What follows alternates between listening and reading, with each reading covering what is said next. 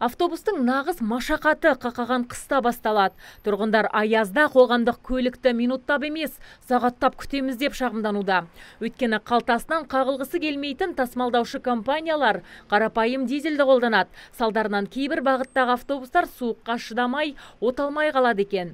Сондай-ақ шымкенттіктер автобус жүргізушілері жолаушыларды қойша тиіп құйғыта айдайды деп отыр. Әрі құдды диспетчерлер секілді қолдарынан телефон түспейтінін де тілге тиек етті.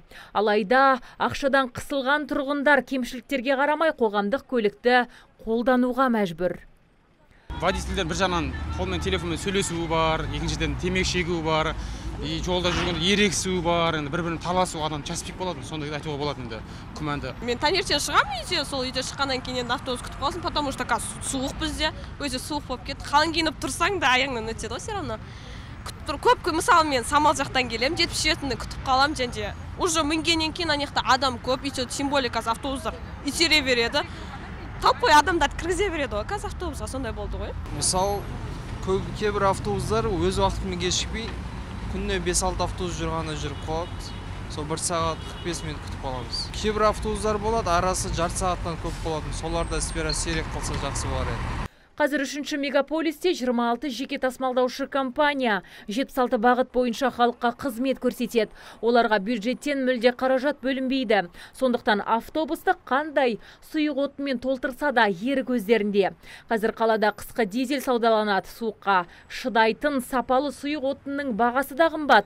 Мамандар аязды күндер аяқталғанша дәл осы дизельді қолдану қажеттігін арнайы жиында айтқан. Алайда олар ескертуді елемеген үшін тасымалдаушыларға шара қолдануға да қауқарсыз.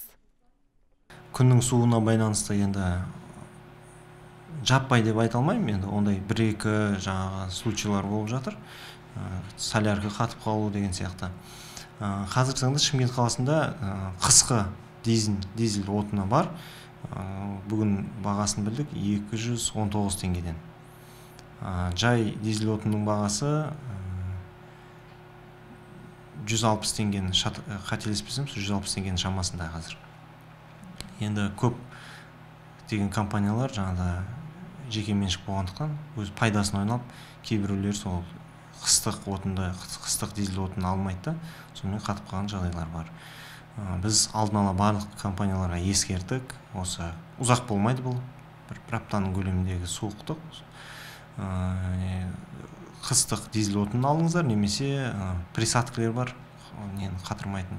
Сол және автобустың салонын жылыту бойынша біраз жиналыс жасап нұсқамалар берген болатынбыз. Дегенмен бөлім қызметкерлері соңғы 4 күннен бері кешкі уақытта қаладан алыс орналасқан мөлтек аудандарға әр жарты сағат сайын қосымша автобус жіберіп отыр. Мұндай шара Ақтас, Ақжар, Сайрам, Шапраштыға қатынайтын 4 бағыт бойынша іске асуда. Соңғы ақпарға сәйкес өткен жылы міндетін дұрыс орындамаған 5 тасымалдаушы компаниямен келісім шарт үзілген. Олар 1 жылға дейін тендерге қатысу мүмкіндігінен айырылады. Қалада кезекті байқау жарияланғанымен оған қатысуға ниетті компаниялар тапшы. Осылай жалғаса берсе, қоғамдық көлік саны азайып кету қаупі бар.